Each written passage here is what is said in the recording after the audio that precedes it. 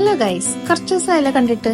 ഇന്നിപ്പോ ഒരു വറുത്തരച്ച ചിക്കൻ കറി ഉണ്ടാക്കാനായിട്ട് ഒരു പൂതി ഉണ്ടായി. ആഗ്രഹം മാത്രമേ ഉള്ളൂ. ചിക്കന്റെ അളവ് വളരെ കുറവാട്ടത്. ഇത്രയും ചിക്കൻ വെച്ചിട്ടാണ് ഞാൻ വറുത്തരച്ച ചിക്കൻ കറിയൊക്കെ ഉണ്ടാക്കാൻ പോകുന്നത്. അപ്പോൾ അതൊന്ന് ബാലൻസ് ചെയ്യാൻ വേണ്ടിയിട്ട് കുറച്ച് ഉരുളക്കിഴങ്ങ് കൂടെ അരിഞ്ഞു മാറ്റുന്നുണ്ട്. പിന്നെ ഈ കറിക്ക് വേണ്ടുന്നത് കുറച്ച് കൊച്ചുള്ളി, ഇഞ്ചി, വെളുത്തുള്ളി, പച്ചമുളക്, കറിവേപ്പിലേക്കാണ്.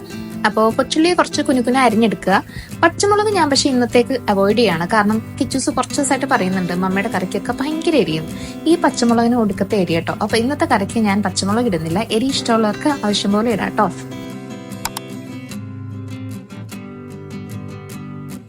അപ്പോൾ കുറച്ച് കൊച്ചുള്ളി നമ്മൾ അരിഞ്ഞു വെക്കുക. പിന്നെ ഒരു 4-5 കൊച്ചുള്ളിയും ഇഞ്ചിയും വെളുത്തുള്ളിയും കൂടെ നല്ലതായിട്ടൊന്ന് ചതച്ചെടുക്കുക. പച്ചമുളക് ഇടുന്നുണ്ടെങ്കിൽ അതും കൂടെ ചേർത്തിട്ട് ചതച്ചെടുക്കുക. അപ്പോൾ ഇനി നെക്സ്റ്റ് സ്റ്റെപ്പ് നമുക്ക് കുറച്ച് തേങ്ങ വറുത്തെടുക്കണമല്ലോ. അപ്പൊ ഞാൻ കുറച്ച് തേങ്ങ ആദ്യം മിക്സിയിൽ ഇട്ടൊന്ന് ജസ്റ്റ് ക്രഷ് ചെയ്തെടുക്കുവാണ്. അതിനുശേഷം നമുക്ക് ഒന്ന് വറുത്തെടുക്കാം.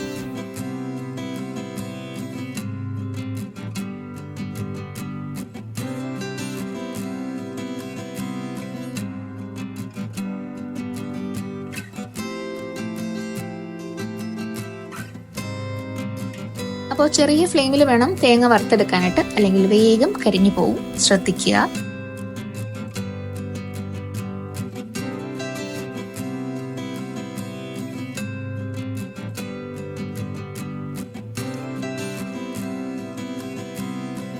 ഇപ്പോൾ കിച്ചൂസിനെ വൈകിട്ടത്തെ സ്നാക്സ് കഴിക്കാൻ വിളിക്കാൻ സമയത്ത് ഇവിടെ താഴെ തന്നെ നിന്ന് കളിക്കുന്നുണ്ട് കേട്ടോ. വിളിച്ചിട്ട് വരുന്നില്ല എന്നൊക്കെയാണ് പറയുന്നത്. ഇപ്പം ഫുട്ബോളിന്റെ ഒരു ക്രേസ് ഇങ്ങനെ തലയിൽ കയറിയിട്ടുണ്ട്. കുറച്ച് നാളായി ഈ ഒരു ഹരം തുടങ്ങിയിട്ട്.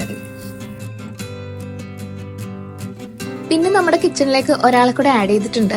ഞാനൊരു ഗ്രൈൻഡർ വാങ്ങി 2 ദിവസമായി. പ്രീതി ഗാലക്സിയുടെ ഗ്രൈൻഡർ ആണ് കേട്ടോ. അപ്പൊ കുറച്ച് നാളിങ്ങനെ ഒരു ചിന്തപ്പാടിലായിരുന്നു, വാങ്ങണോ വേണ്ടയോ, ഏത് വാങ്ങണം എന്നൊക്കെ ഉള്ള കൺഫ്യൂഷനിലായിരുന്നു.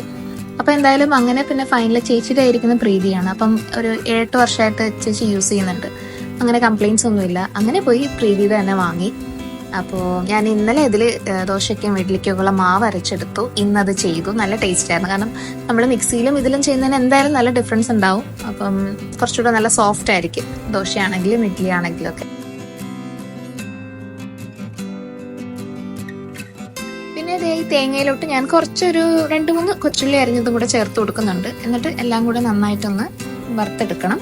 ഏകദേശം ഒരു ബ്രൗൺ കളറൊക്കെ ആയി കഴിയുമ്പോഴത്തേക്കും നമുക്ക് പൊടികളൊക്കെ ഇട്ട് കൊടുക്കാം. അതായത് കുറച്ച് മഞ്ഞൾപ്പൊടി, പിന്നെ ഞാൻ കുറച്ച് ചിക്കനല്ലേ ഉള്ളൂ, അപ്പൊ ഞാൻ 1 ടീസ്പൂൺ മല്ലിപ്പൊടിയും 1 ടീസ്പൂൺ മുളക് പൊടിയേ ചേർത്തിട്ടുള്ളൂ.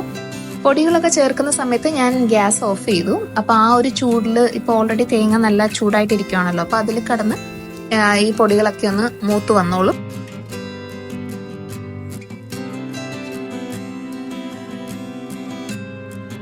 അപ്പോൾ വറുത്തെടുത്ത് നമ്മുടെ തേങ്ങ മസാല ഒന്ന് തണുക്കാൻ വേണ്ടിയിട്ട് മാറ്റി വെക്കാം. എന്നിട്ട് നമുക്ക് ഈ ചിക്കൻ കറി ഉണ്ടാക്കാനുള്ള ഒരു പാത്രം എടുത്ത് വെച്ചിട്ട് കുറച്ച് വെളിച്ചെണ്ണ ഒഴിച്ച് ചൂടാക്കിയിട്ട് അതിനകത്തേക്ക് നമ്മൾ ചതച്ച് വെച്ച ഇഞ്ചി, വെളുത്തുള്ളി, കൊച്ചുള്ളിയില്ലേ അത് ചേർത്ത് കൊടുക്കുക കേട്ടോ. എന്നിട്ട് അതിന്റെ പിറകെ കുറച്ച് കറിവേപ്പിലയും ബാക്കി അരിഞ്ഞു വെച്ചിട്ട് കൊച്ചുള്ളിയും കൂടെ ചേർത്തിട്ട് നന്നായിട്ട് ആദ്യം ഒന്ന് ഇളക്കണം. പിന്നീട് അതിന്റെ പിറകെ നമ്മൾ അരിഞ്ഞു വെച്ച പൊട്ടറ്റോയും പിന്നെ നമ്മുടെ കുറച്ച് ചിക്കൻ ഉണ്ടല്ലോ അതുകൂടെ ചേർത്തിട്ട്, ചിക്കൻ കറി ആണല്ലോ നമ്മുടെ ഉദ്ദേശം, അപ്പോൾ അതുകൂടെ ചേർത്തിട്ട് നന്നായിട്ടൊന്ന് ഇളക്കി പിന്നെ ഉപ്പും കൂടെ ചേർത്ത് കുറച്ച് നേരം ഒന്ന് അടച്ചു വെച്ച് വേവിക്കണം. ഒരു 5 മിനിറ്റ് അടച്ചു വെച്ചിട്ട് വേവിക്കാം.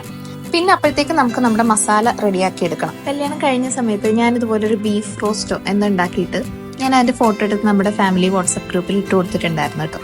അപ്പോൾ ഇതുപോലെ അതിന്റെ ഇടയ്ക്ക് ഞാൻ പൊട്ടറ്റോ ആഡ് ചെയ്തിട്ടുണ്ടായിരുന്നു. അപ്പോൾ കറിയുടെ ഫോട്ടോ കണ്ടിട്ട് എന്റെ നാത്തൂൻസ് ഇങ്ങനെ കമന്റ് ചെയ്യുന്നുണ്ടായിരുന്നു, അല്ല ഈ പൊട്ടറ്റോ കറിയുടെ ഇടയിൽ എന്തായി കറുത്ത് കിടക്കണേ. അതോടെ ഞാൻ ഈ ഫോട്ടോ എടുത്ത് അയക്കുന്ന പരിപാടി അങ്ങോട്ട് നിർത്തി. ചെറിയൊരു ഗ്രാമറ്റിക്കലി ഒരു തെറ്റെന്റെ ഭാഗത്തുണ്ട്. ഞാൻ ടൈറ്റിൽ കൊടുക്കാൻ മറന്നുപോയല്ലോ. ബീഫ് റോസ്റ്റ് ആണ് ഉണ്ടാക്കിയെന്നുള്ള ടൈറ്റിൽ ഇടാൻ ഞാനും മറന്നുപോയി. സാരമില്ല, പോട്ടെ.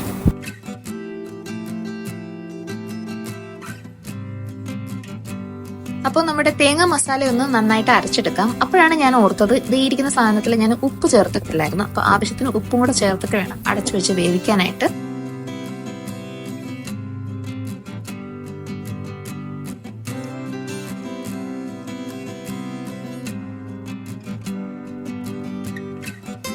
അപ്പോൾ ഞാൻ ഒരല്പം വെള്ളം മാത്രം ചേർത്തിട്ട് നമ്മുടെ തേങ്ങ നന്നായിട്ട് അരച്ചെടുത്തിട്ടുണ്ട്. ഇതിലിപ്പോൾ ഓൾറെഡി ചിക്കനിൽ നിന്ന് വെള്ളം ഇറങ്ങുമല്ലോ, അപ്പോൾ പിന്നെ ഒരുപാട് വെള്ളമായി പോകണ്ടല്ലോ എന്ന് കരുതിയിട്ട് ഞാൻ അങ്ങനെ അരച്ചെടുത്തതാണ്. പിന്നെ വെള്ളം വേണമെങ്കിൽ നമുക്ക് ആവശ്യത്തിന് ചൂടുവെള്ളം ചേർത്ത് കൊടുക്കാം.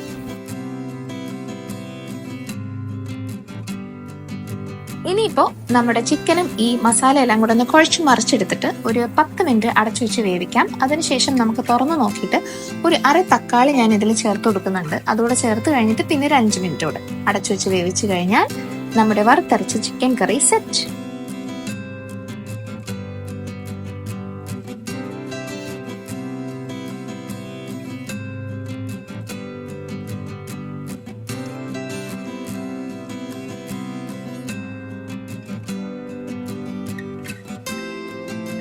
പൊരിക്കാൻ ബാക്കി വെച്ചിരുന്ന ചിക്കൻ ഇപ്പതേ വറുത്തരഞ്ഞ നല്ല വറുത്തരച്ച ചിക്കൻ കറിയായി മാറിയിട്ടുണ്ട്. അതാ ഓരോന്നിന്റെ തലയിൽ ഓരോന്ന് എഴുതിയിട്ടുണ്ട്. അതല്ലേ നടക്കൂ ഗൈസ്.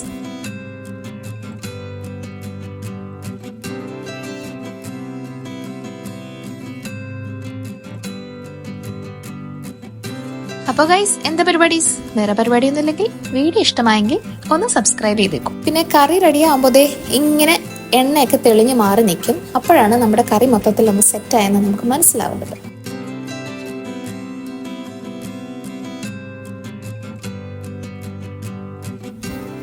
മണമൊക്കെ അടിച്ചിട്ട് വയറൊക്കെ നല്ല കത്തുന്നുണ്ട് ഗൈസ്. ഞാൻ ചോറും ചിക്കൻ കറിയും കൂടെ കഴിക്കാന്നാണ് വിചാരിക്കുന്നത്. അപ്പോൾ അടുത്തൊരു വീഡിയോ ആയിട്ട് നമുക്ക് വീണ്ടും കാണാം കേട്ടോ. തൽക്കാലം അതുവരേക്കും ബൈ ബൈ.